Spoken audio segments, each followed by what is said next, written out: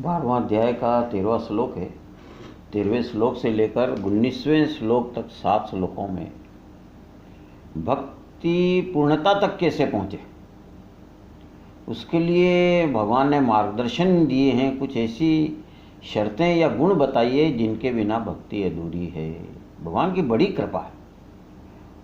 वो ऐसा ज्ञान बता रहे हैं कि जैसे ज्ञान न हो तो कर्म सकाम हो जाता है, अकर्म हो सकता है, विकर्म हो सकता है। वैसे ही भक्ति में यदि ये मार्गदर्शक ज्ञान जो 7 श्लोकों में भगवान ने बताए नहीं है तो आपकी भक्ति अपूर्ण रहेगी। हो सकता है कि फल भी अच्छा न मिले। बड़े ध्यान से सुनिए, ये श्लोक नहीं है, मार्गदर्शक है पूरे जीवन के लिए। और गीता में भक्ति धर्म कर्म सब एक है। बड़े प्रेम से कैसे करना, पहली शर्त है। जो सब प्राणी मात्र के प्रति द्वेष रहित है, मतलब जहाँ जहाँ नज़र पड़े सब भगवान है। जो जब खुदा नज़र दे तो सब सूरत उसी की है। किसी के प्रति भी द्वेष नहीं है, भगवान के प्रति द्वेष है। वो यदि है तो दुर्भावना है तो भगवान के प्रति है। पहली शर्त। सबसे मित्र भाव से व्यवहार करता है। मान लो द्वेष नहीं है पर मित्र भाव सबसे ऊपर है। मित्रता मनुष्य जीवन का सर्वश्रेष्ठ वरदान है। यदि आपने एक भी अच्छा मित्र पाया तो आप बड़े भाग्यशाली हैं। मित्र से आप हर बात शेयर कर सकते हैं। हेतु रहित दयालु है, ये भगवान का गुण है। अकारण सुहृद हैं, वो सब पर दया करते हैं। ममता रहित और अहंकार रहित है। जिसमें ममता होगी और अहंकार हो गया वो भक्ति कर ही नहीं सकता, उसकी भक्ति अधूरी है। सुख दुखों में सम और क्षमावान है।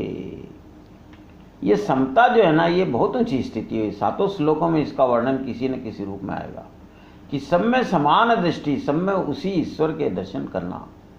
और क्षमावान है, क्षमा करते रहना चाहिए। आप क्षमा करते हैं तो आप अपने ऊपर उपकार करते हैं, क्योंकि आपके मन में कोई तनाव नहीं रहेंगे। बड़े सुंदर है, एक एक मतलब बात को बड़े ध्यान से सुनिए।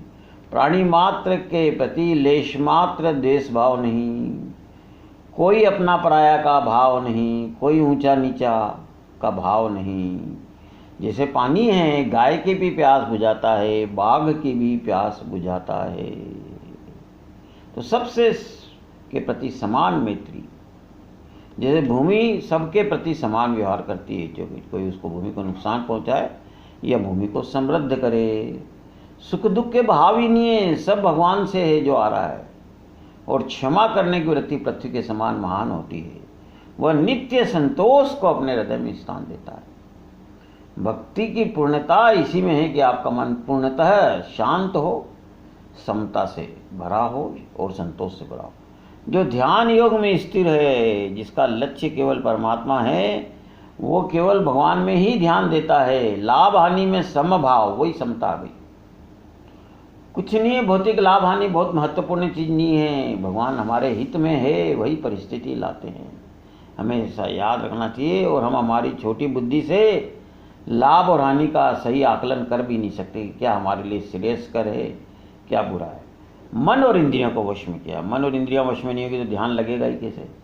दृढ़ निश्चय वाला कि मुझे परमात्मा को इसी जन्म में पाना है, परमात्मा ही मेरा लक्ष्य है। और इसीलिए मेरे में मन बुद्धि जिसने समर्पित की है, उसके लिए भगवान अपने श्रीमुख से कहते हैं, ऐसा भक्त मुझे अत्यंत प्रिय है। तो निग्रह पूर्वक, मतलब प्रेम से समझा बुझाकर अंतःकरण को संयमित किया है। जिससे सत्कर्म करने के निश्चय को सत्य स्वरूप प्राप्त हुआ कि मुझे केवल भगवान का कार्य करना है, अच्छे काम करना है। और समता उसमें मतलब कूट कूट कर भरी हुई है उसके अंदर। ये जैसे भगवान कहते हैं कि वैसा भक्त मुझे, पत्नी को जैसे पति को पत्नी प्रिय होती है, वैसे उस भक्त को मैं अपनी पत्नी स्वरूप मानता हूँ। मुझे प्राणों से भी प्यारा है। ये बात भगवान अपने मुंह से कह रहे हैं। उनका प्रेम ऐसे भक्त का वाणी से अवर्णनीय है। और बोले कि हम उपमा दे सकते हैं। क्या प्रेम का, भक्ति का कोई अनुवाद है, कोई विकल्प है, कोई शब्द है उसके लिए? तो बोला कि जब कोई प्रेमी भक्त मिल जाए जैसे अर्जुन सरिका, तो भगवान ने गीता का रहस्य खोल दिया। ये भगवान की बड़ी कृपा है। तो ऐसे भक्त के लिए मैं अपने अंतःकरण का आसन बिछाता हूँ। किसी जीव को उससे उद्वेग नहीं होता, उसको भी किसी जीव से उद्वेग नहीं होता। जो हर्ष शोक भय उद्वेग रहित ऐसा भक्त मुझे बड़ा प्रिय है। देखो, आपका व्यवहार ऐसा हो मनसा वाचा कर्मणा कि किसी के उद्वेग का कारण न बने, यानी हम हमारी पूरी कोशिश करें और कोई दूसरे से भूल हो जाए या उद्वेग का कारण हो तो हमको उद्वेग न हो। ये भक्त के लक्षण हैं साहब। और बहुत हर्ष हो, बहुत शोक हो, भय हो, उद्वेग हो, किसी में भी वो मतलब फंसता नहीं है, आसक्ति नहीं है, ऐसा भक्त मुझे प्रिय है। बड़ी सुंदर दृष्टांत दे रहे हैं ज्ञानेश्वर जी महाराज कि समुद्र में तूफान आने पर उसकी गर्जना से जलचरों को भय उत्पन्न नहीं होता, कोई उद्वेग नहीं है। समुद्र में एक रूप हो गए वो जलचर। ऐसे सारा जो सृष्टि का विस्तार है भगवान का रूप है, तो किसी को आपके कारण उद्वेग नहीं होना चाहिए। और दृष्टांत है, जैसे शरीर अपने अवयवों से, बॉडी के पार्ट से दुखी नहीं होता, तो जीव भाव से अन्य जीवों से वह दुखी नहीं होता। सारा जग अपना देह है, द्वैत का लोप हो गया है, प्रिय अप्रिय हर्ष शोक भाव आदि लुप्त हो गए, द्वैत से मुक्त हो गया है, भय और उद्वेग रहित है, वह पूर्ण रूप से मेरी भक्ति करता है। ऐसे भक्तों की भगवान कहते हैं मुझे प्रीति है और आत्मानंद में वह नित्य तृप्त रहता है। वह साक्षात पूर्णता का स्वामी है। एक एक शब्द को ध्यान से सुनिए आप ज्ञानेश्वर जी महाराज के और गीता के। जो पुरुष आकांक्षा से रहित है, अंतर बाह्य शुद्ध है, चतुर और पक्षपात रही है, दुखों से मुक्त है, प्रारब्ध से होने वाले स्वाभाविक कर्मों में अहंकार रहित त्यागी, ऐसे भक्त मुझे अत्यंत प्रिय होते हैं। और उनके कारण हमेशा जहाँ वो रहते हैं सुख की वृद्धि होती है। संत सज्जनों की शुद्धता कोई परिस्थिति विशेष पर निर्भर नहीं करती, वो मतलब स्वभावतः जहाँ होते हैं वहाँ मतलब शुद्धता रहती है। भक्ति बड़ा गहन और अपार है। सागर में गंगा जल में भी स्नान करो, डूबने का डर है। भक्ति में तरना ही तरना है, कोई डूबने का भय नहीं। जीवित अवस्था में मोक्ष की प्राप्ति होती है। कहते हैं कि लोग हम तीर्थ स्थान जाते हैं तो हमारे पाप गंगा में छोड़ाते हैं, उन पापों को नष्ट करने के लिए संत वहाँ स्नान करते हैं। संतों की बड़ी महिमा है, ऐसे भक्त होते हैं वो। तो खुद पवित्रता में तीर्थों के आश्रय बन जाते हैं। उनकी संगति में मन का मेल दशों दिशाओं में तुरंत भाग जाता है। उसका मन सर्वव्यापी होते हुए अनासक्त होता है और निरीक्ष अवस्था में विभूषित है। देखो, इच्छा और अहंकार ये भगवान से अपने को अलग मानने पर और कोई विशेषता मानने पर होती है। तो भक्त तो भगवान से तद्रूप, एक रूप है, मदरूप है, तो वह हमेशा मुक्त रहता है। जैसे बहेलिए के हाथ से पक्षी छूट जाए तो तुरंत आकाश में उड़ जाता है, उसको किसी प्रकार के कष्ट नहीं होते, निर्लिप्त रहता है। जैसे मृत शरीर है, निर्लिप्त है, उसका चाहे आप सम्मान करो चाहे अपमान करो। ईंधन न डालने पर अग्नि स्वतः शांत हो जाती है, वैसे उसका अहंकार भक्त है तो स्वतः शांत हो गया है। जिसको पूर्ण शांति प्राप्त है उसे ही मोक्ष का मार्ग संपन्न हुआ है। ऐसे भक्तों के लिए भगवान अवतार लेते हैं। इष्ट की प्राप्ति में जिसको हर्ष नहीं होता, अनिष्ट की प्राप्ति में जो द्वेष नहीं करता, वियोग में शोक नहीं करता, किसी भी वस्तु की इच्छा नहीं करता, ऐसा जो शुभ और अशुभ कर्म का त्याग करने वाला भक्त मुझे अत्यंत प्रिय है। आत्म तत्व की प्राप्ति ही में लाभ समझता है, अन्य किसी बात को वो उत्तम मानता ही नहीं। तो विषयोपभोग में वो आनंदित होता ही नहीं। जिसकी वृत्ति विश्वात्मक हो गई है, उसका भेदभाव स्वाभाविक रीति से समाप्त हो गया है, उसकी देश भावना समूल नष्ट होती है। वास्तविक स्वरूप अपना आत्म तत्व है, वह कल्पांत में भी नष्ट नहीं होगा। यह जान लेने के कारण किसी वस्तु का वो शोक कर ही नहीं सकता और वह विश्व में विश्वरूप होकर रहता है। उसकी इच्छा का प्रश्न ही नहीं पैदा होता है। मेरा वह भक्त मदरूप होकर मेरी भक्ति करता है। समता की और महिमा देखो, शत्रु और मित्र मान एवं अपमान को समान मानता है। शीतोष्ण सुख और दुख के प्रति समभाव रखते हुए सर्वसंग रहित है। ये समता या इक्विनिमिटी जैन धर्म में इसको सामयिकी कहते हैं। इसका स्थान भक्ति से भी बहुत ऊंचे है। जो परिस्थिति आती है हम अच्छी बुरी का भेद न करें। परमात्मा हमारा मायका है, परमात्मा अकारण सुहृद है। हर परिस्थिति वहाँ से आई है तो हमारे लिए हितकर ही है। मनुष्य अपना अच्छा बुरे का निर्णय खुद नहीं कर सकता। भगवान तो उसका भविष्य काल और अगले जन्म भी जानते हैं। तो जो भी परिस्थिति है वो भगवान की भेंट है, उसको सिर पर रखना चाहिए। तो पराये और अपने का कोई भेद नहीं है। जैसे सूर्य का प्रकाश में कोई किसी का लिए भेद नहीं रखता। तो जैसे जल आवश्यक वस्तु होती है, ऐसा भक्त सबको अत्यंत प्रिय होता है। समता में रहने वाला भक्त बहुत ऊंचाई का भक्त है। अंतर्बाह्य विषयों का त्याग करके मन ही मन में स्थिर करते हुए आत्मानंद लेता है वो। और वही समता है कि निंदा और स्तुति उसको समान प्रतीत होते हैं। मननशील है, मन का गुण है चिंतन करना। वो केवल भगवान के गुणानुवाद का चिंतन करता है, भगवान के बारे में सोचता है, नाम जप लेता रहता है, वाणी का संयमित उपयोग करता है, नित्य संतुष्ट है। देखो, नित्य संतुष्ट वही रह सकता है जो परमात्मा के कारण संतुष्ट है, परिस्थिति निरपेक्ष है। ये बहुत ऊंचाई की भक्ति है कि परमात्मा है, यही आनंद का विषय है। और वो हे शब्द केवल सत्य परमात्मा के लिए ही किया जा सकता है। रहने के स्थान के प्रति अनासक्त स्थिर बुद्धि भक्त मुझे अत्यंत प्रिय है। तो निंदा स्थिति को प्रश्न ही नहीं, उसको कुछ वो मानता ही नहीं है। सत्य और असत्य के सारे संकल्प उसके नष्ट हो गए हैं। ब्राह्मी स्थिति में रहता है, उसका कोई आश्रय स्थान निश्चित कुछ नहीं होता है और सारा जगत उसका विश्रांति स्थान है। यह विश्व मेरा घर है, ऐसी जिसकी बुद्धि स्थिर हो गई है। सारा चराचर उसी का स्वरूप है और उस भक्त को मेरे भजन में, सेवा में आस्था होती है। और भगवान कृपा करके ऐसे श्रद्धावान भक्त का आदर करने का के लिए भगवान सदाशिव जैसे गुरु, सदगुरु उनको भेज देते। तो भगवान कहते हैं ऐसे भक्तों को मैं मुकुट के समान अपने मस्तक पर धारण करता हूँ। चतुर्थ पुरुषार्थ जो है धर्म अर्थ काम मोक्ष, मोक्ष की सिद्धि अपने हाथ में लेकर संपूर्ण जग को भक्ति पंथ का मार्गदर्शन करते हुए वह विचरण करता है। ऐसे भक्त है चलते फिरते तीर्थ हैं। वह केवल्य मोक्ष का अधिकारी भक्त मोक्ष का लेन देन करता है। जल जैसे नम्रता का स्वभाव है, वो केवल झुकना जानता है। सकल लोक में सबको वंदे, खुदा नजर दे तो सब सूरत उसी की है। इसलिए भगवान कहते हैं मैं उसको प्रणाम करता हूँ, माथे पर मुकुट जैसे उसको धारण करता हूँ।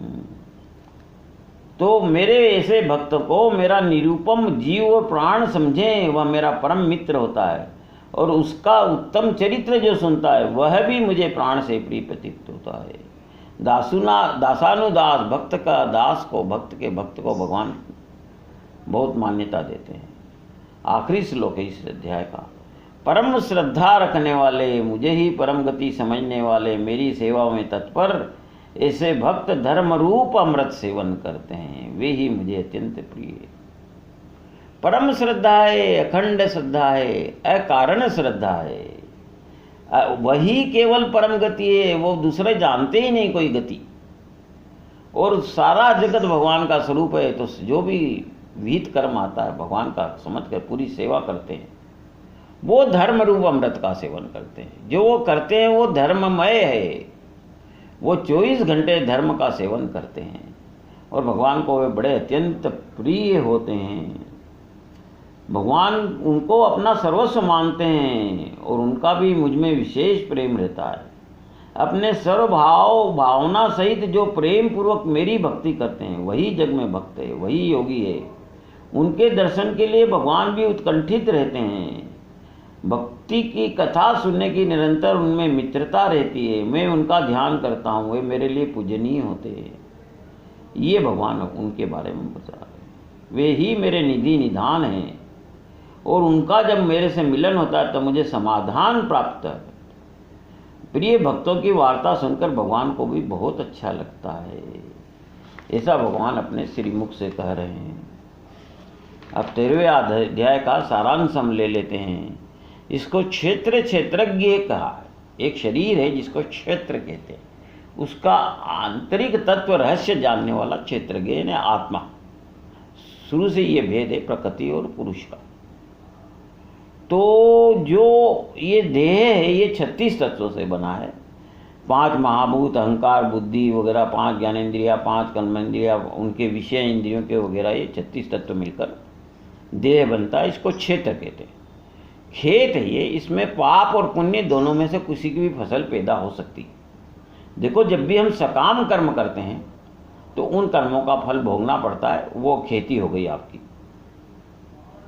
तो जो ज्ञान का विचार करता है वो परम ब्रह्म पद पाना चाहता है, क्षेत्रज्ञ को जानना चाहता है।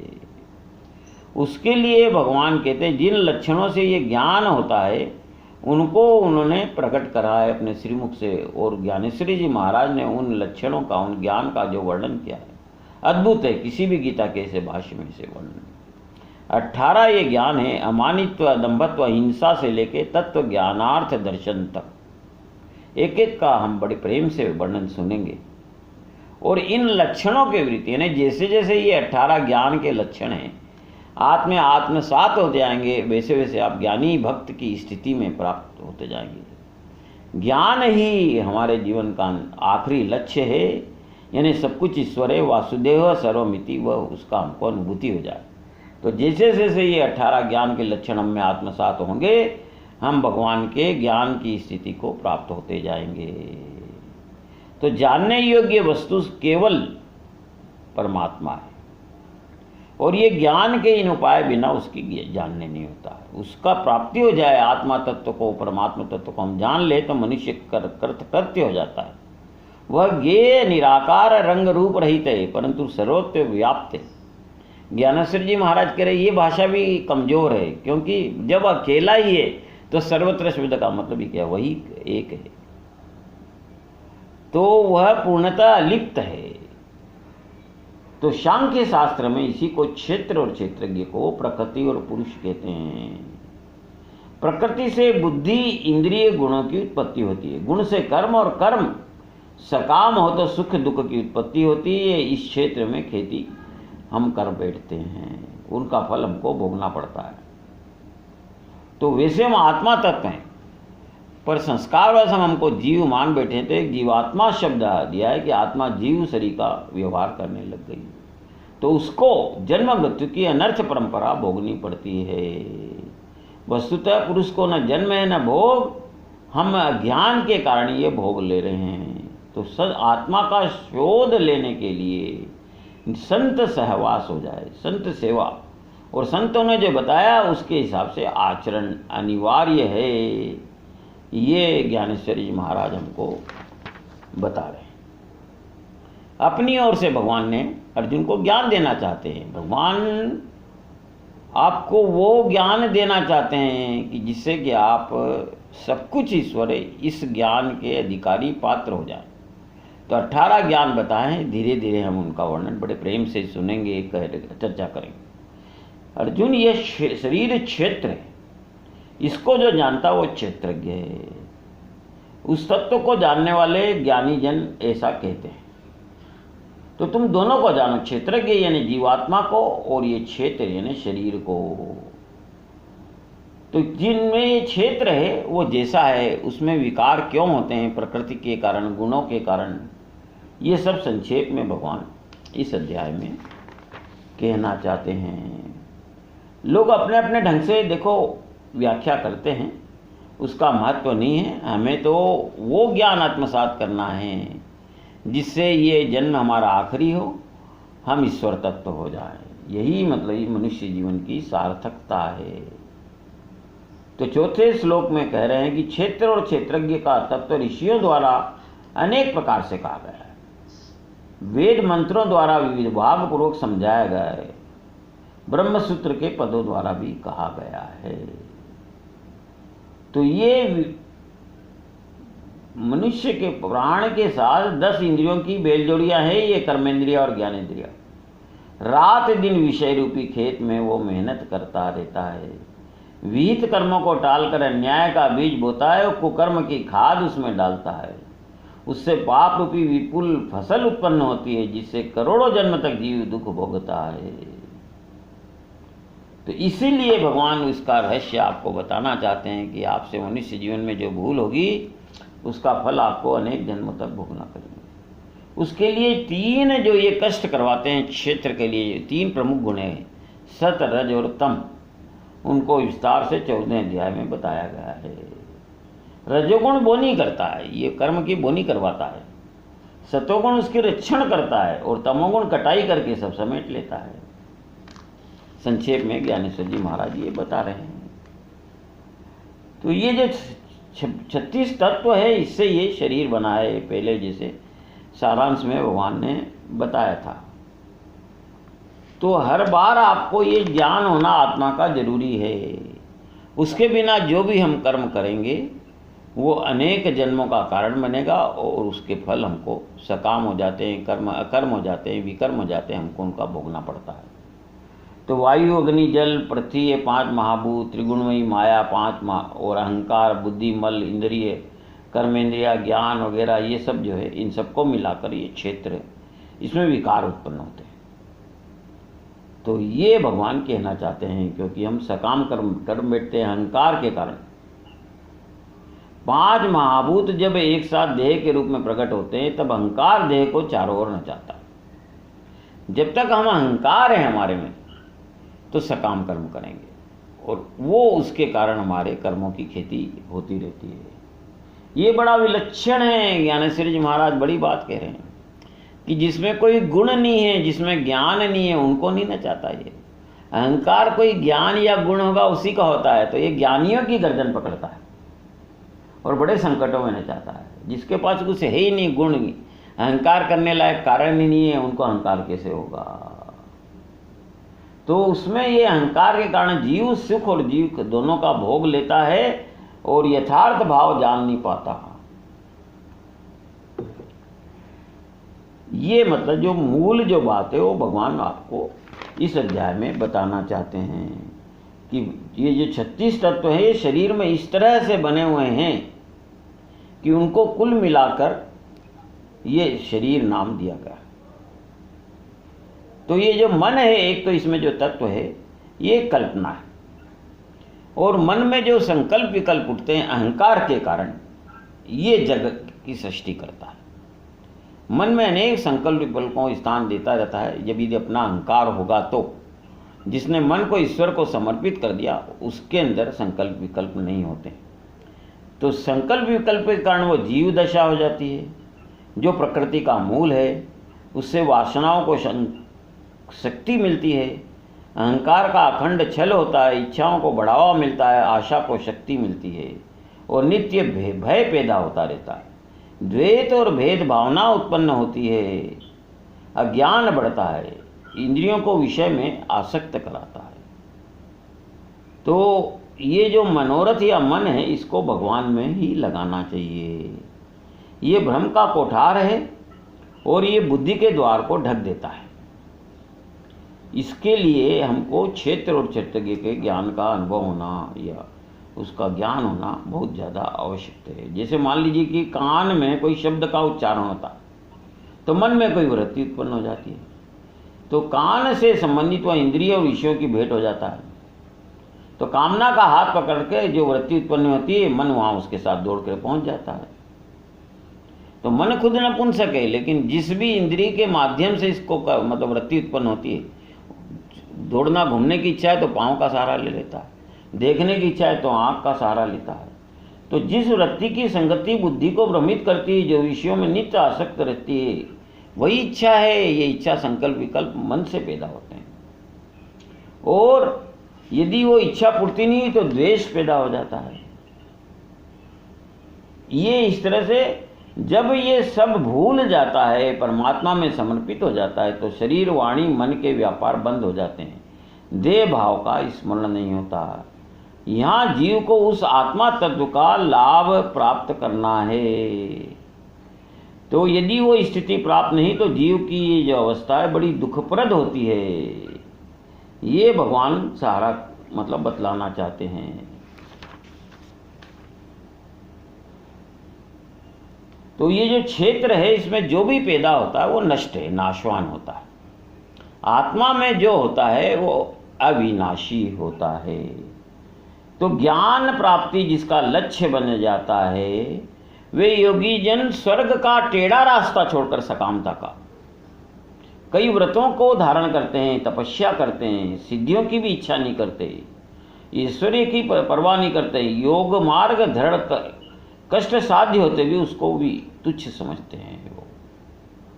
तो जब गुरु सेवा से वो ज्ञान प्राप्त होगा क्षेत्रज्ञ का, तो 100 जन्मों का आने जाने के फेरे में पूर्ण नाश हो जाएगा, संपूर्ण ज्ञान नाश हो जाएगा और जीव और आत्मा का संपूर्ण ऐक्य हो जाता है। इंद्रियों की आसक्ति का द्वार बंद हो जाता है, प्रवृत्ति के पैर टूट जाते हैं, मन जो दीन हो गया, सकामता होने से भिखारी हो गया, वो खत्म होती है, चिंता नष्ट होती है, भेदभाव का अकाल समाप्त होता है, समता की विपुलता होती है। ये इस ज्ञान की महिमा है। तो ये जब ज्ञान प्रकट होता है तो महाभ्रातृत्व को समूल नष्ट करता है, संसार को उखाड़ता है।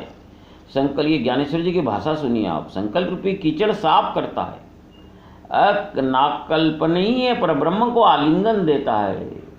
जिस ज्ञान प्रकाश में बुद्धि के नेत्र खुलते हैं, आनंद सागर में जीव तल्लीन हो जाता है। वह पवित्रता का निधान है वह ज्ञान, और विषयों से जो दूषित मन है वह शुद्ध हो जाता है। ये वह ज्ञान भगवान आपको प्राप्त करवाना चाहते हैं। तो उसमें उन्होंने ज्ञान के 18 लक्षण बताए थे, जितना संभव होगा आज हम कर लेते हैं। उसमें पहले जैसे श्रेष्ठता के अभिमान का अभाव, अमानित्व, अदम्भित्व, प्राणी मात्र को किसी भी प्रकार से नहीं सहिताना, यानी अहिंसा, क्षमा भाव, मन और वाणी की सरलता, श्रद्धा भक्ति, गुरु सेवा, अंतर्बाह्य शुद्धि, अंतःकरण की स्थिरता और मन और इंद्रियों के साथ शरीर का निग्रह, ये कुछ लक्षण में से जितना संभव होगा आज हम लेंगे। अमानित्व, देखो जब तक हमें ज्ञान नहीं होगा, हम आत्मा तत्व से जुड़ेंगे नहीं, तो हम अलग होंगे, तो अहंकार होगा। तो देह मानने से ही आत्मा के अज्ञान के कारण हमारे को मान की इच्छा हो जाती है। बस सारा अज्ञान अपने को जीव तत्व यानी आत्मा तत्व न मानकर शरीर तत्व मानने के कारण है। फिर हम प्रतिष्ठा और कीर्ति चाहते हैं। जिसको ज्ञान हो गया उनका मतलब प्रतिष्ठा और कीर्ति से वो डरते हैं, उनको बोझ समझते हैं। ये पहला लक्षण है ज्ञान का, ज्ञानी का। मतलब यदि कोई गुणों का कीर्ति या वर्णन हो रहा तो वो वहाँ से पलायन कर जाते हैं। जैसे हिरण के सामने व्याध आ जाता है तो वो घबरा जाता है, वैसे ही सम्मान मतलब जो ज्ञानी होता है उसको महान संकट प्राप्त होता है। वो अपनी पूज्यता देख नहीं सकता, कानों से सुनना नहीं चाहता, सुनता नहीं है। कोई आगे को उसको प्रणाम कर दे तो उसको बहुत बुरा लगता है, उससे सहन नहीं होता है। उसको सब ज्ञान है पर अपने ज्ञान को छिपा कर रखता है, बावड़ापन दिखाता है, जिससे कि संसारिक सम्मान को वो टालना चाहता है।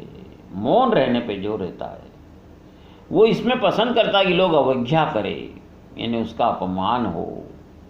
ये ज्ञानी का लक्षण है। और वो अपना अस्तित्व का नाश हो जाए, यानी मान तभी है कि हमारा अस्तित्व नहीं, मैं जो हूँ ईश्वर के नाते हूँ, ईश्वर से ही मेरी पहचान है, मैं ईश्वर का अंश हूँ, इसी नाते रहता। वो अपने आप को क्षुद्र अंश समझता है ईश्वर का। तो वो एक ही है कि वो एकांत में रहना चाहता है, जंगल का वास उसको प्रिय होता है। ये ऐसा जो अमानित्व का गुण है, जिसमें मान न चाहना, जबकि संसार वालों का विपरीत लक्षण है। तो इसलिए ये ज्ञान का लक्षण है। और इसका जो विपरीत जो मान चाहता है, जिसको मान में फंसा है, वो अज्ञानी है। दूसरा लक्षण है अदाम्भिकत्व, यानी जो नहीं है वो दिखाना। ये बहुत बुरी स्थिति है संसार में। आज प्रदर्शन की भावना चरम पर हो रही है। देखो लौकिक संसार की दृष्टि से भी जो दिखावा करते हैं वो गलत है। आज तो ये स्थिति हो गई कि जो भागवत की कथा होती है उसमें मंडप वगैरह और जो वैभव का प्रदर्शन होता है, तो आप कल्पना करिए कि वहाँ जो भक्त जाते हैं, सच्चे भक्त, उनको देखकर उनके मन में वैराग्य की भावना कैसे आएगी। वो कोई छोटे मोटे अपने धन से, सामर्थ्य से भागवत कैसे कराएंगे उनको देखकर। तो ये हर जगह, शादी ब्याह में तो है ही, धर्म के क्षेत्र में भी प्रदर्शन की भावना बहुत ऊंचाई पर हो गई।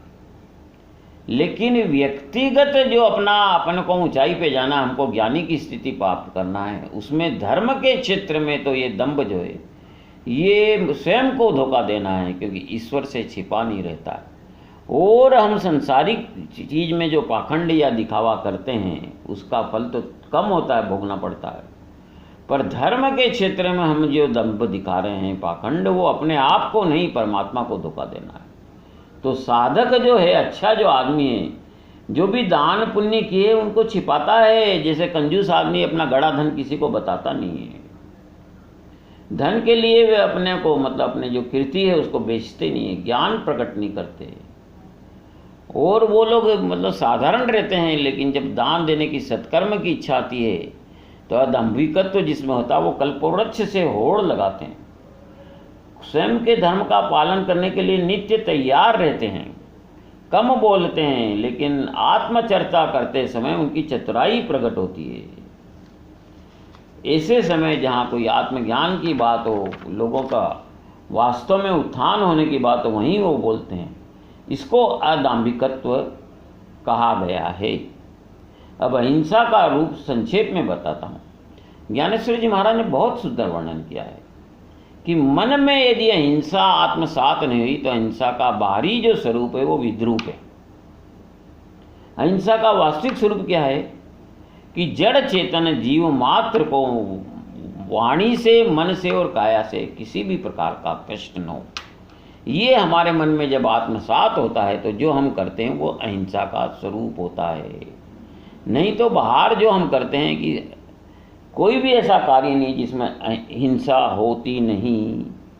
दृष्टांत के लिए जैसे हम पानी को छानते हैं तो पानी में जो जलचर में जो जीव रहते हैं, छोटे कीटाणु जो दिखते हैं, वो तो मर ही जाते हैं। तो हिंसा और अहिंसा का भेद करना बड़ा कठिन है। हम जितनी भी जड़ी बूटियां काम में लेते हैं तो पेड़ की तो हिंसा हो ही जाती है, उसमें जो जीव है। तो अहिंसा और हिंसा के लिए ज्ञानेश्वरी जी महाराज ने बहुत अच्छी कसौटी बताई कि आपके मन में यानी अहिंसा बैठेगी तो वाणी से, मन से और कर्म से आप कोई भी किसी को दुखी करने वाला कर्म ना हो। नहीं तो आप जो अहिंसा जो व्यवहार में प्रचलन में है वो हिंसा युक्त ही है। मन में होगी तो आपको परमात्मा मार्गदर्शन देगा और फिर आपके व्यवहार से, चाल हाल ढाल में आपकी अहिंसा ये प्रकट होगी। नहीं, अन्यथा जो अहिंसा है, जैसे मैंने कहा ना, पानी को छानेंगे, जड़ी बूटी को काम में लेंगे तो हिंसा से कैसे बचेंगे बताइए आप। तो इसकी कसौटी ये है कि जब अहिंसा पूर्ण आत्मसात होती है, ध्यान से सुने आप, तब वैसा ही उसका आचरण होता है। जब ज्ञान और मन का मिलन होता है तब अहिंसा का बिंब हृदय में प्रतिबिंबित होता है। तरंग जल का कभी उल्लंघन नहीं करते, पानी की स्थिरता को भंग नहीं करते। तो जो अहिंसक है जो मन से, वो बहुत धीरे धीरे शांत गति से चलता है, कोमलता से चलता है। जैसे बगुला जल में कितने कोमल पैर रखता है, कमल में भ्रमर अत्यंत कोमलता से चरण रखता है कि कोमल केशर को धक्का लगेगा। वैसे ही परमाणुओं में से भी सुकुमार और सूक्ष्म असंख्य जीव होते हैं, तो वह करुणा के चरण धीरे धीरे रखकर ज्ञानी चलता है। पहले तो उसकी गति चाल देखिए आप, जिस रास्ते से चलता है कृपा की बरसात होती है, जिन दिशाओं में देखता है वहाँ प्रेम भर जाता है, जीव मात्र के लिए अपने प्राण बिछाता है, बड़ी दक्षता से वह अपना आचरण करता है। उसका वर्णन, जैसे बिल्ली है, वो अपने बच्चे को दांत से ही पकड़ती है। एक स्थान पे बैठा रहता है, दूसरे स्थान पे ले आके ले आती है, तो जब वो अपने दांत से पकड़ती है तो वो उसका बच्चा है, मन में उसके हिंसा बैठी है तो बच्चे का कोई नुकसान नहीं होता। वही बिल्ली जब चूहे को पकड़ती है, उसके मन में हिंसा की बात है तो चूहा के प्राण छूट जाते हैं। तो मन में आपके अहिंसा आत्मसात होना चाहिए, ये ज्ञानेश्वर जी महाराज है।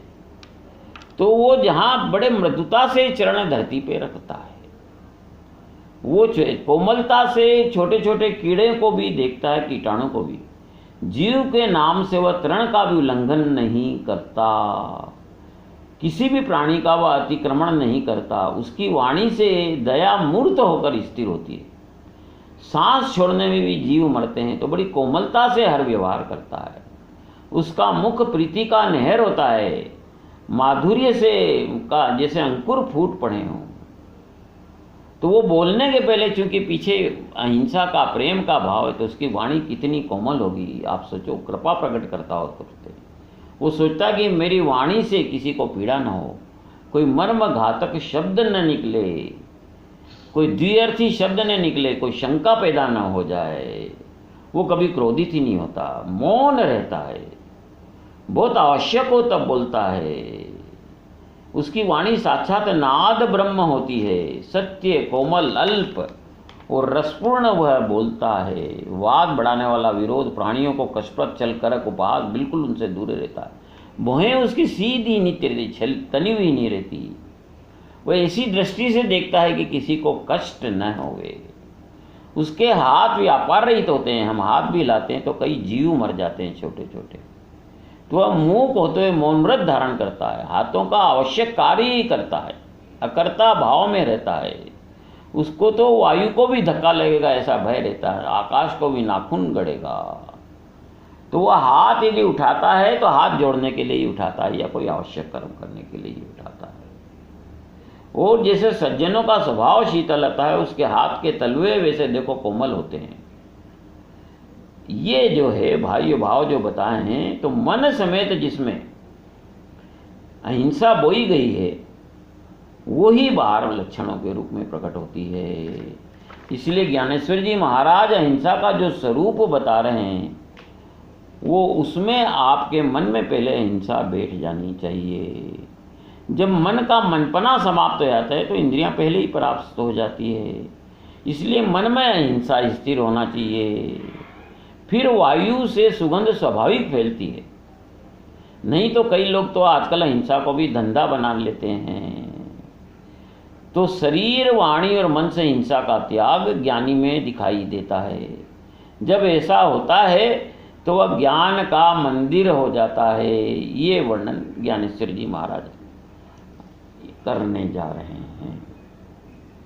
तो अहिंसा का वर्णन करने में मतलब वाणी असमर्थ है, बहुत कम वर्णन किया जाता है, क्योंकि अहिंसा को मन में आत्मसात किए बिना आप उसको लोगों को समझा नहीं सकते।